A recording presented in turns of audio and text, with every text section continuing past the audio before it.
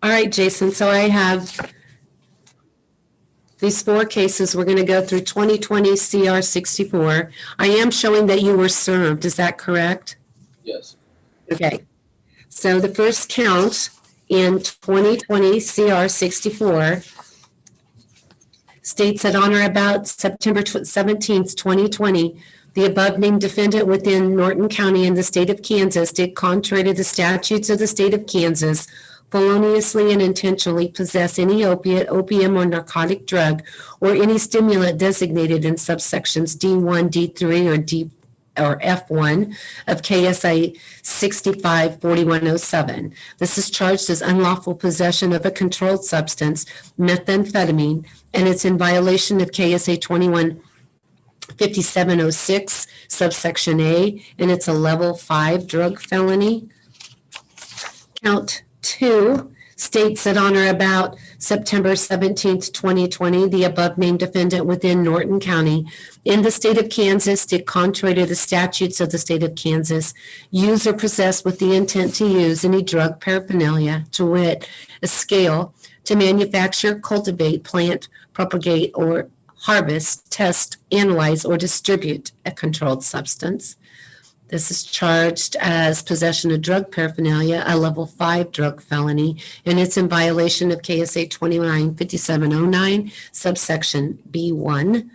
Count 3 states that on or about September 17th, 2020, the above named defendant within Norton County in the state of Kansas did contrary to the statutes of the state of Kansas, use or possess with the intent to use any drug paraphernalia, to wit, pipes, wooden box, ammo box, straw suitable to store, contain, conceal, ingest, inject, inhale, or otherwise introduce a controlled substance into the human body. It's in violation of KSA 21-5709, subsection B2. It's charged as possession of drug paraphernalia. It's a Class B non-person misdemeanor. Jason, I provided you a copy of a sentencing grid. The one I'm going to be showing you is the drug offense one. It'll say sentencing range, drug offenses. Do you see that? I have the non-drug offenses. Okay, look for the other one. There should be another one. No, this is the only one I have. The only one you have? Okay, so let me tell you what the range is, and then I'll make sure that you get the drug offense one. So if you're convicted, what the court utilizes in sentencing a felony is this sentencing grid. The grid is based upon the severity level of the offense and the history, your criminal history score. So if you just have one misdemeanor conviction or no record at all, if you were convicted of this offense, you would be looking at a minimum of 10 months and presumptive probation. However, if you have 3 or more person felony convictions, then what you would be looking at is a maximum of 42 months. The fine for that, the maximum fine that could be assessed is $100,000. So the total term of your possible incarceration, if there is a conviction, is 10 to 42 months. Do you understand that? Yes, I do. Okay, so you also are charged with the Class B misdemeanor. That Class B misdemeanor carries a maximum fine of $1,000 and a maximum jail sentence of 6 months. And your bond is currently set on that case at $100,000 because of the methamphetamine possession charge. Let's go to 2020 CR 65. In that case, there are 6 counts that I'm going to advise you of. Count 1 states that on or about September 6, 2020, the above named defendant within Norton County in the state of Kansas did contrary to the statutes of the state of Kansas, feloniously and without authority, enter into or remain within any building, manufactured home, mobile home, tent, or other structure which is not a dwelling with an intent to commit a felony, theft, or sexually motivated crime. This is charged as burglary. It's in violation of KSA 215807, subsections A2C1, A, double letter I, and it's a level 7 non-person felony. Count 2 states that on or about September 6, 2020, the above named defendant within Norton County in the state of Kansas did contrary to the statutes of the state of Kansas, feloniously or without authority, enter into or remain within any building, manufactured home, mobile home, tent, or other structure which is not a dwelling with the intent to commit a felony, theft, or sexually motivated crime. Again, this is charged as burglary. It's in violation of KSA 215807, subsection A2C1A, and it's a level 7 non-person felony. Count 3 states that on or about September 6, 2020, the above named defendant within Norton County in the state of Kansas did contrary to the statutes of the state of Kansas intentionally obtain or exert unauthorized control over property, to wit, power tools and other construction equipment worth more than $1,500 with the intent to permanently deprive the owner, to wit, Fonda and Ed Lawrence, of the possession, use, or benefit of such property. This is charged as theft. It's in violation of KSA 215801, subsection A1B3. It's a level 9 non-person felony.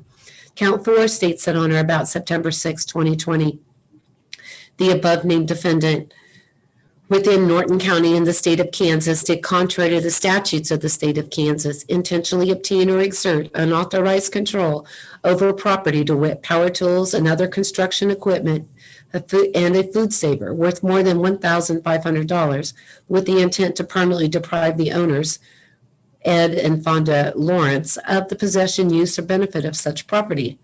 This is again charged as theft. It's in violation of KSA 215801, subsection A1B3, and it's a level 9 non-person felony.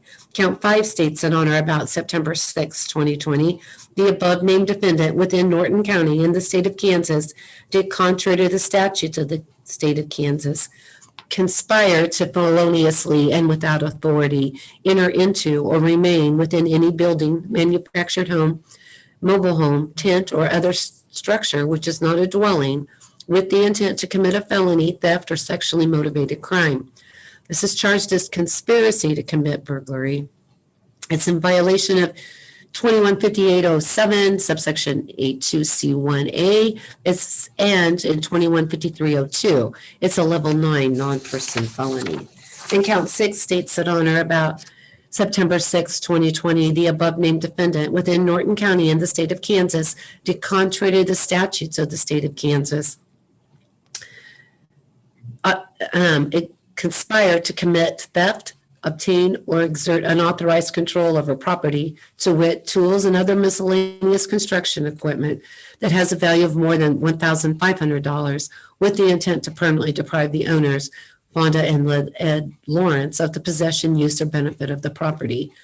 This is charged as conspiracy to commit theft. It's in violation of 215801, subsection A1B3, and 215307, 5302, and it's a level 10 non-person felony. So before you should have a sentencing grid that says non-drug offenses. You have that one?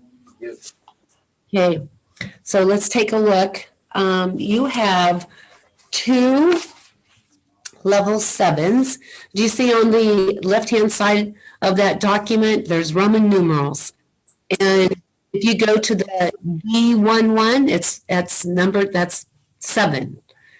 If you look across the top, that's the criminal history. So if you have 1 misdemeanor or no record at all, and you are convicted of that offense, you can see the numbers 11, 12, and 13. Okay. The minimum sentence would be 11 months. If you go all the way across to category A, which is 3 or more person felonies, you'll see the numbers 30 through 34. The maximum sentence that could be ordered if you were convicted and you did fall within category A is 34 months. So the total sentence could be anywhere from 11 to 34 months. You'd see where the shading is different on the grid. There's a light gray in white. Do you see that? Okay, so if you fall within the light gray area, you would, and you were convicted, you could presume that you'd get a term of probation. If you fall within that white area and you are convicted, you could presume that you would get a term of imprisonment.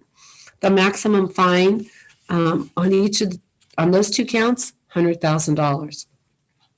Let's look at the next two charges, and those are level 9s, all three, counts 3, 4, and 5.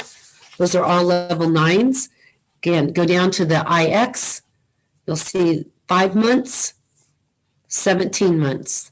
Minimum sentence, 5 months, maximum sentence, 17. Again, the shading also applies in this area.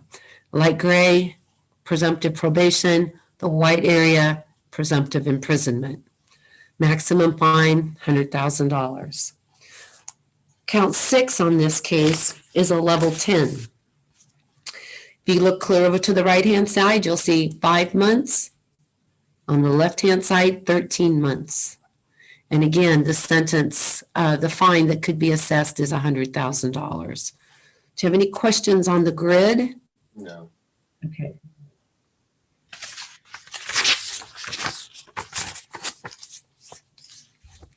All right, we're going to go through case 2020 CR 74. State of Kansas versus Jason Stevens. Count 1 states that on or about August 26, 2020 to September 19th, 2020, the above named defendant within Norton County and the state of Kansas did contrary to the statutes of the state of Kansas, feloniously and without authority, enter into or remain within any building, manufactured home, mobile home, tent, or other structure which is not a dwelling with the intent to commit a felony, theft, or sexually motivated crime. This is charged as burglary. It's in violation of KSA 215807, subsection A2, C1A, double letter I is a level 7 non-person felony. Count 2 states that on or about August 26th to September 19th, the above named defendant within Norton County in the state of Kansas did contrary to the statutes of the state of Kansas, intentionally obtain or exert unauthorized control over property, to wit, tools, toolboxes, a floor jack, and power tools worth more than $1,500 with the intent to permanently deprive the owner, to wit, Rick Keenan, of the possession, use, or benefit of such property. This is charged as theft.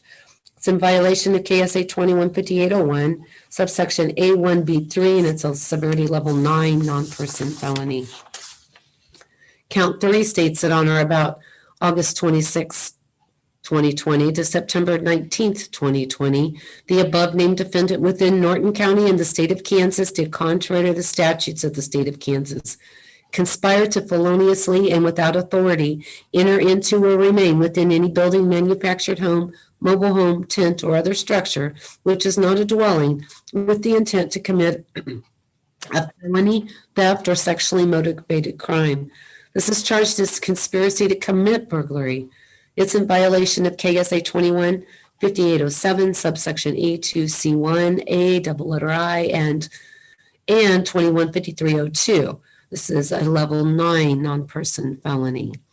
Count 4 states that on or about August 26, 2020 to September 19th, 2020, the above named defendant within Norton County in the state of Kansas did contrary to the statutes of the state of Kansas, conspire to commit theft, to obtain or exert unauthorized control over property, to wit, tools and other miscellaneous construction equipment worth more than $1,500 with the intent to permanently deprive the owner, Rick Keenan, of the possession, use, or benefit of such property.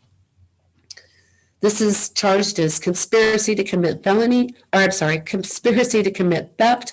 It's in violation of KSA 215801, subsection A1B3 and 215302, and it's charged as a level 10 non-person felony.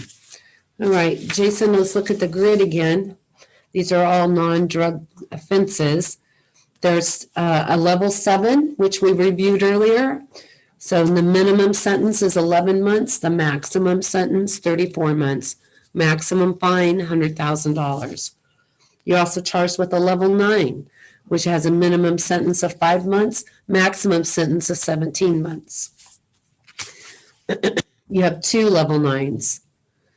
Then you have a level 10, which has a minimum sentence of 5 months, maximum sentence of 17 months. All of those carry a maximum fine of $100,000. The last case that I have is 2020 CR 79, State of Kansas versus Jason Stevens. This has 3 counts. Count 1 states that on or about August 1, 2020 to September 16th, 2020, the above named defendant within Norton County in the state of Kansas did contrary to the statutes of the state of Kansas, intentionally obtain or exert unauthorized control over property, a firearm, worth less, worth less than $25,000 with the intent to permanently deprive the owner, Scott Sternkorb, of the possession, use, or benefit of such property. This is charged as theft of a firearm. It's in violation of KSA 215801, subsection A1B7. It's a level 9 non-person felony. Count 2 states that on or about August 1st, 2020 to September 16th, 2020, the above named defendant within Norton County in the state of Kansas did contrary to the statutes of the state of Kansas, intentionally obtain or exert unauthorized control over property, a firearm, worth less than $25,000 with the intent to permanently deprive the owner, Scott Sternkorb, of the possession, use, or benefit of such property. Again, it's charged as theft of a firearm. It's in violation of KSA 215801, subsection A1B7. It's a level 9 non-person felony. Count 3 states that on or about August 1st, 2020, the above to September 16th, 2020, the above named defendant within Norton County in the state of Kansas did contrary to the statutes of the state of Kansas, intentionally obtain or exert unauthorized control over property, a firearm, worth less than $25,000 with the intent to permanently deprive the owner, Scott Sternkorb, of the possession, use, or benefit of such property. This is charged as theft of a firearm. It's in violation of KSA 215801, subsection A1B7, and it's a level 9 non-person felony. Okay, take a look at the grid again. We have 3 level 9s. So the minimum sentence that you could receive is 5 months. Maximum sentence is 17 months. Maximum fine that could be assessed is $100,000.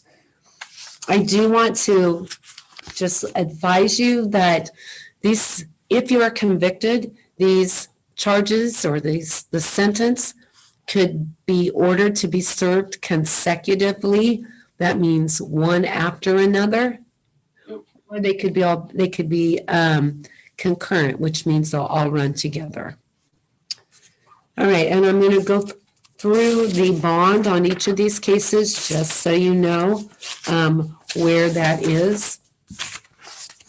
So the 2020 CR 79 case has a bond set at $15,000. 2020 CR 74, 50,000 in case 2020 CR 65, and then the meth charge case, which is 2020 CR 64, is set at $100,000. Jason, I'm going to go through your rights with you, and I'll give you an opportunity to ask any questions if you have any questions once I'm finished. So you're guaranteed certain rights, and those rights are guaranteed to you by the Constitution of the United States and by the Kansas Constitution. Those rights include that you're allowed to appear in open court and defend yourself against any charges that have been made. There can be no disposition in your case without your presence before the court. You are allowed to have an attorney represent you. If you cannot afford counsel, then the court can appoint an attorney to assist you throughout all the stages of these proceedings. You do have the right to demand the nature and causes of the charges.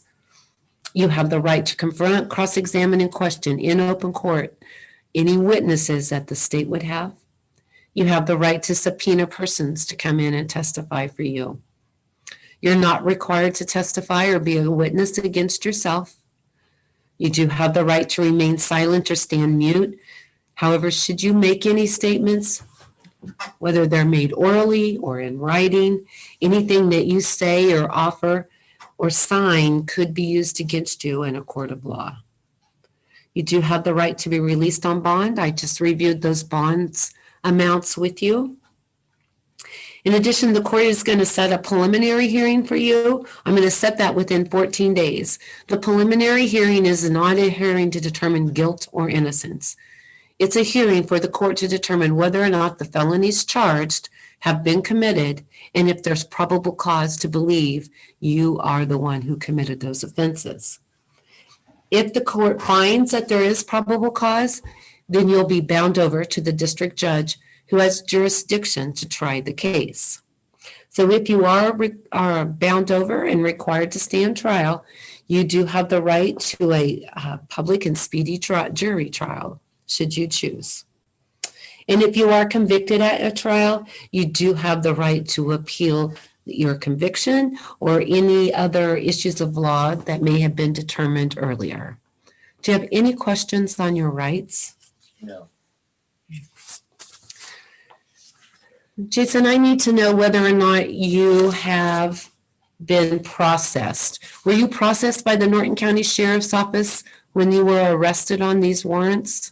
Yes.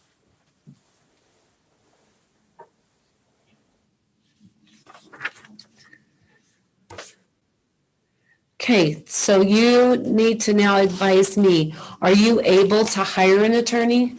No. So I sent over an application and a financial affidavit for you to complete. You need to be aware that the financial, the application just has some things that I need to review with you.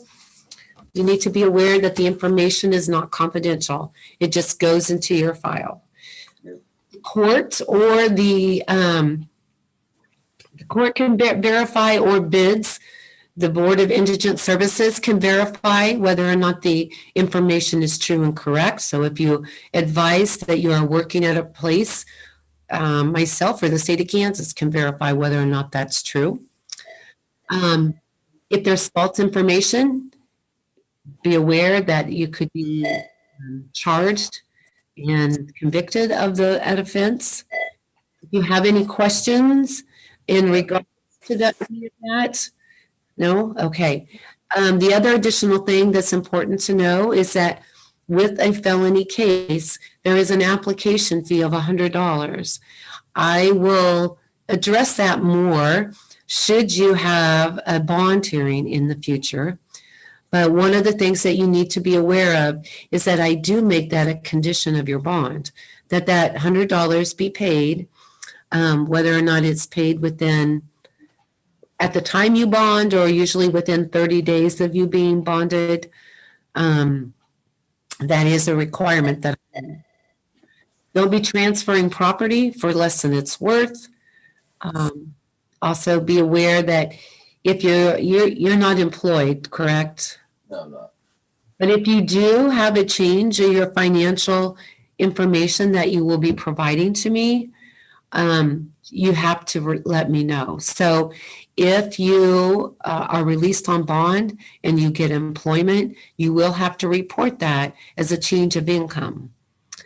So on that first page, it'll say, if you want the judge to determine whether or not you're eligible and you would like to apply for court-appointed counsel, then you need to sign that document and then complete the next page. Okay. Few pages there that you'll need to complete. Once you're done, if you will give that to a deputy, he can get it to me and I'll make that determination. Okay. So I would work on it right away. I will tell you that I will be leaving early today. So if you don't hear from me today, you will for sure hear from me on Monday with the name and contact information of the attorney that's been appointed. Okay? Okay. Any questions on any of that? No, I think I'm good. So let me tell you, I'm going to give you your next appearance date.